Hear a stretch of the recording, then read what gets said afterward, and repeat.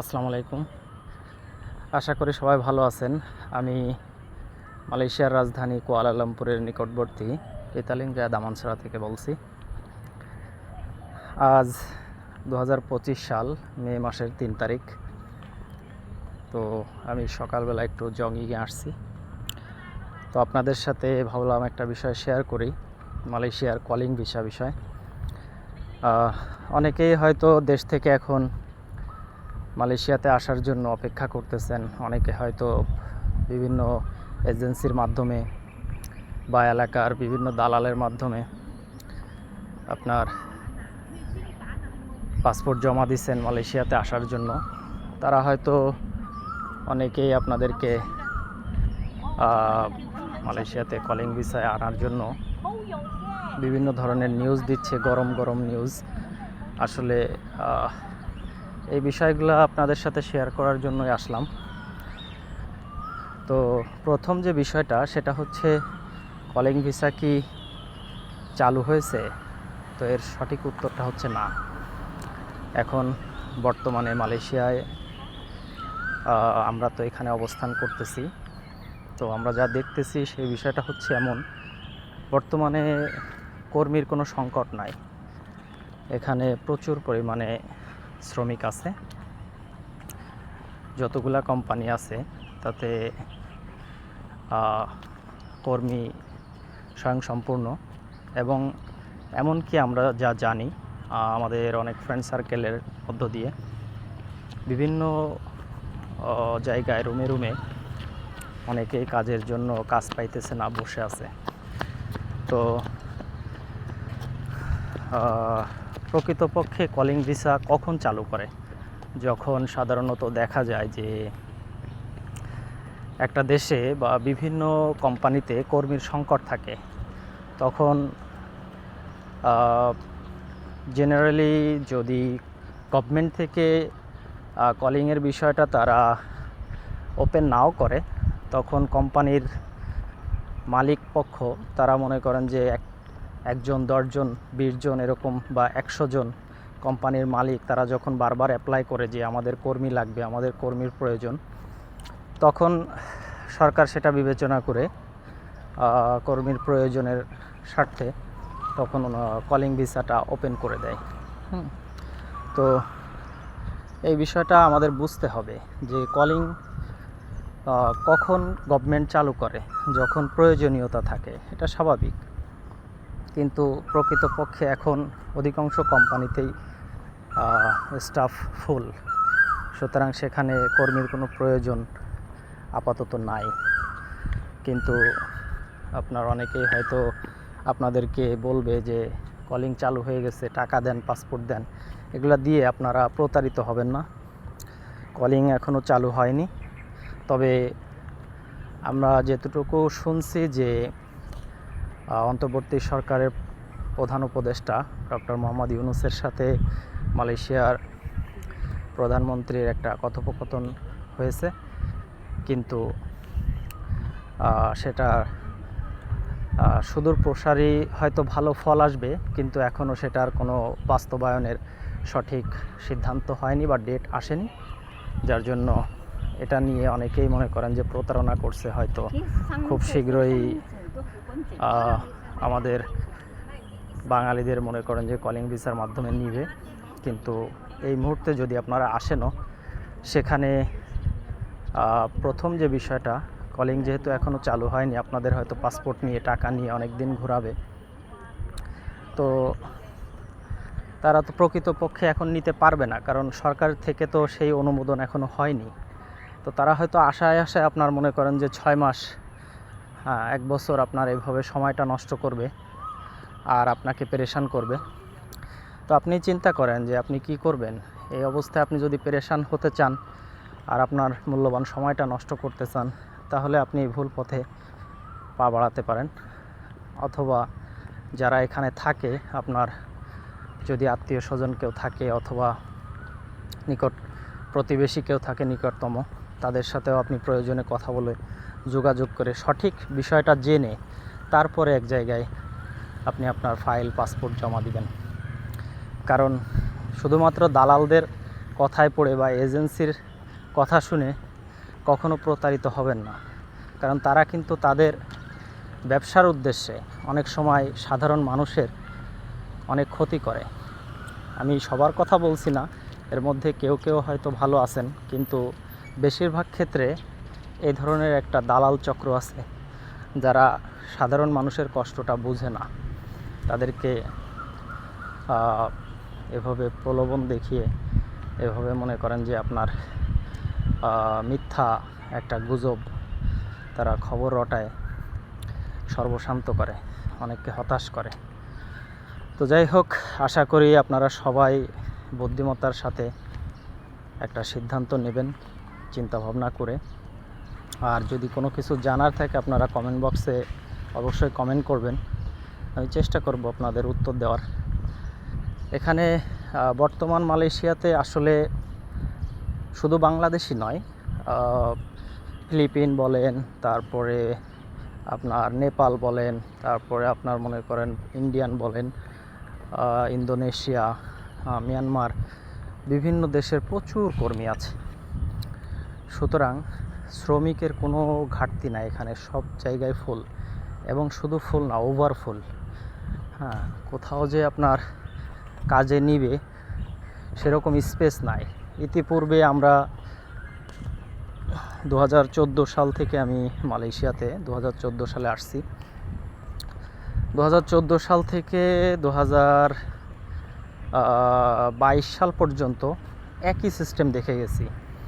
এমন কোনো জায়গা ছিল না যে দু একজন লোক লাগতো না, মানে এমন কোনো শহর বা এমন কোনো মনে করেন যে শপিং মল, সিটি, এই সমস্ত জায়গা ছিল না যে দু একজন লোক লাগতো না। হয়তো কি এক্সপিরিয়েন্সের উপর ভিত্তি করে কাউকে নিত, কাউকে নিত না।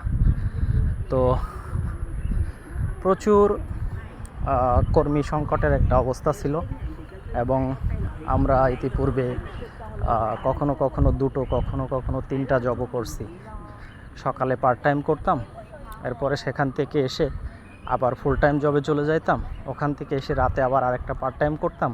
হয়তো অনেকে বলতে পারেন ভাই তাহলে ঘুমাইতেন কখন? সেই সময়টা এরকমই ছিল। অনেক সময় হতো 3-4 ঘন্টা ঘুমাইতাম। হ্যাঁ, জীবনে প্রথম যখন আসছি তখন আসলে ঋণের একটা চাপ ছিল, তারপরে নানান বিষয় চিন্তাভাবনা করে অনেক লং টাইমও কাজ করছি, যেখানে যে কাজ পাইছি সেটা করছি। তো সর্বোপরি আলহামদুলিল্লাহ ভালো আছি। তবে বর্তমানে এখন একটা মেইন জব নিয়েই অধিকাংশই মনে করেন যে আপনার সন্তুষ্ট থাকতে হয়। কেউ চাইলেও এখন দুটো জব করাটা আসলে টাফ, কারণ কখন মানুষ মনে করেন যে পার্ট টাইম নেয়, যখন মনে করেন যে রেগুলার স্টাফ পাইতেছে না, ওকে ঠিক আছে তাহলে আমি অন্তত পার্ট টাইম দিয়ে হলেও ওই সময়টা কাভার করি। কিন্তু বর্তমানে সব জায়গায় ফুল টাইম ফুল স্টাফ, সুতরাং তাদের আপনার পার্ট টাইমের প্রয়োজন হচ্ছে না। তো এই হচ্ছে একটা বিষয়। আর আমরা যেটা দেখছি রিসেন্টলি হয়তো 3-4 মাস, 6 মাস, কি হয়তো 1-2 বছরের ভিতরে লাস্ট প্রচুর মানুষ আপনার ট্যুরিস্টে ঢুকছে। হ্যাঁ, তো তারা মূলত এখন ভিসা নাই, অবৈধ। অনেকেই আছে আপনার, কেউ কাজ করতেছে, কেউ বা হয়তো কাজ পাইতেছে না, হয়তো 2 মাস করতেছে বা 2 মাস বসে আছে, এইভাবে নানানভাবে চলতেছে আমাদের পরিচিত অনেকের মাধ্যমে যেটা জানি। তো বর্তমানে সরকার, মালয়েশিয়ার সরকার আসলে বিভিন্ন কোম্পানিকে ফোর্স করার কারণেই এবং অবৈধদের পাওয়ার পরে সেখানে জরিমানা করার কারণে কোম্পানিগুলো এখন সচেতন হয়ে গেছে, তারা এখন অবৈধ লোক সাধারণত নিতে চায় না। তো এরই ফলশ্রুতিতে এখন যারা ট্যুরিস্টে আসতেছেন অনেক জায়গায় তারা কাজ পাইতেছেন না, আবার কিছু কিছু জায়গায় তারা আসলে ওই এজেন্টের মাধ্যমে সিস্টেম করে আর কি কাজগুলো পাচ্ছে। তো এটা কিন্তু আসলে সবার জন্য না, কেউ কেউ পাচ্ছে, আবার অনেকেই এখনও বসে আছে, মানবেতর জীবনযাপন করতেছে। কেউ বা আবার ইমিগ্রেশনের অপারেশনে ধরা পড়ে তারা দেশে ফিরে যাচ্ছে মালয়েশিয়া থেকে। তো যারা চলে যাচ্ছে ধরা খেয়ে, তাদের তো জীবনটাই শেষ, তাদের স্বপ্নটাও শেষ। যাই হোক, এখনও অনেক মানুষই আসতেছে। তো আপনারা যারা আসবেন তাদেরকে এটাই বলবো, সব কিছু ভালো করে চিন্তা ভাবনা করে আসবেন। কারণ নতুন আসার পরে একটা ফ্যামিলির কি অবস্থা থাকে, আমরা যখন নতুন আসছি তারা তো আমরা বুঝছি। আর তখন ভাষা জানি না, নতুন একটা দেশ, সব জায়গায় নতুন পরিবেশ। যদি ভালো কেউ আপনার রিলেটিভ বা নিকটতম আত্মীয় কেউ যদি আপনার ব্যাকআপ দেওয়ার মতো থাকে যে হ্যাঁ ঠিক আছে তুমি আসো আমি দেখব, সেক্ষেত্রে আপনারা হয়তো চিন্তাভাবনা করতে পারেন। আদারওয়াইজ আপনারা একটু চিন্তাভাবনা করে আসবেন যে ইনকেস যদি কোনো দুর্ঘটনা ঘটে তাহলে আপনার বা আপনার ফ্যামিলির কী অবস্থা হবে। কারণ প্রকৃতপক্ষে দালাল কিন্তু আপনার এগুলার কোনো চিন্তা করে না ফিউচার। তাদের শুধু চিন্তা হচ্ছে আপনাকে মনে করেন যে মালয়েশিয়াতে ছেড়ে দিতে পারলেই হয়েছে, তার বেনিফিটটা সে পেয়ে গেল। এরপরে আপনি কি করলেন, আপনার ফিউচার কি হলো, এটা নিয়ে তার কোনো চিন্তা নাই। এটা প্রত্যেকের ক্ষেত্রেই।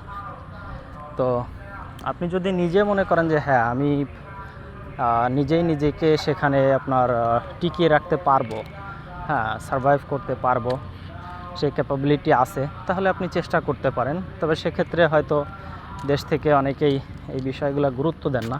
মালয় ভাষাটা আসলে না শিখলেও আপনারা ইংলিশটা ভালো করে শিখে আসবেন। কারণ মালয়েশিয়াতে অধিকাংশ জায়গায় কমিউনিকেশনের ক্ষেত্রে আপনি ইংলিশ ব্যবহার করতে পারবেন। হ্যাঁ, মালয় ভাষা না জানলেও খুব বেশি সমস্যা হবে না। কারণ এখানে মালয় বলেন বা চাইনিজ বলেন, সবাই ইংলিশ ভালো পারে। তো এটা হতে পারে আপনার জন্য একটা প্লাস পয়েন্ট যদি আপনি শিখে আসেন। আর তারই মধ্য দিয়ে আরেকটা বিষয় হচ্ছে, এখানে আসলে লেবার ল যেটা, এটা পুরোপুরি পালন করা হয় না। কারণ আমরা দেখছি মালয়েশিয়াতে এই 2025 সালের ফেব্রুয়ারি মাস থেকে যেটা কার্যকর হয়েছে, বেসিক স্যালারি 1700 রিঙ্গিত। কিন্তু এই 1700 রিঙ্গিত আসলে সবাই পায় না। 8 ঘন্টায় 1700 রিঙ্গিত যেটা বেসিক স্যালারি হওয়া উচিত, অনেকের 12 ঘন্টায় বেসিক করে নিছে। অনেক কোম্পানি এমন আছে, অনেকে আছে 11 ঘন্টায় বেসিক, অনেক জায়গায় 10 ঘন্টায় বেসিক। সুতরাং যারা কাজ করে তাদের যে ওভার টাইমটা, সেটা বেসিকের ভিতরেই হিসাব করে অনেক কোম্পানি এভাবে তাদেরকে ঠকাচ্ছে। আবার আমার পরিচিত কয়েকজন বন্ধুবান্ধব ছিল যাদের কাছে শুনলাম যে 1500 রিঙ্গিত বেসিক থাকার সময় তারা ওভারটাইম করতো, যে আওয়ারগুলা টোটাল মিলায়ে মাসে 1500 টাকা বেসিক ছিল, আর প্রায় 1200 টাকা মতো তাদের 1200 রিঙ্গিত মতো তাদের আপনার ওভারটাইম আসতো। টোটাল হিসাব করলে প্রায় 2500-2700 রিঙ্গিত তাদের স্যালারি চলে আসতো। কিন্তু যখনই গভর্নমেন্ট থেকে ফেব্রুয়ারি মাসে আপনার স্যালারির বিষয়টা 1700 রিঙ্গিত করলো, তখন কোম্পানিও একটা পলিসি অবলম্বন করলো। তো কোম্পানি পলিসি অবলম্বন করলো হচ্ছে এটাই যে তারাও তখন স্যালারির স্কেলটা অবশ্যই ফলো করতে বাধ্য 1700 রিঙ্গিত, কিন্তু তারা ওভারটাইমটা কমায় দিল। তো ওভারটাইমটা মিনিমাম করে দিল অনেকটা 300 থেকে 500-র ভিতরে, এর উপরে যাবে না। তো যারা ম্যাক্সিমামও পেয়েছে তাদেরও 1700 আর 500, তাহলে 2200 হয়।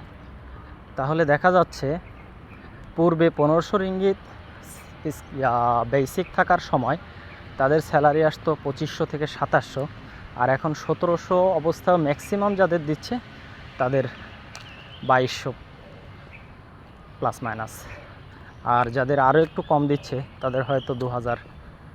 তো এইভাবেই তাদেরকে মনে করেন বিভিন্নভাবে তাদের স্যালারিটাকে ফিগার আপ করতেছে, যার জন্য অনেকেই আবার 1700 টাকা বেসিক হওয়ার পরেও হতাশ। হ্যাঁ, এটা একটা বিষয়।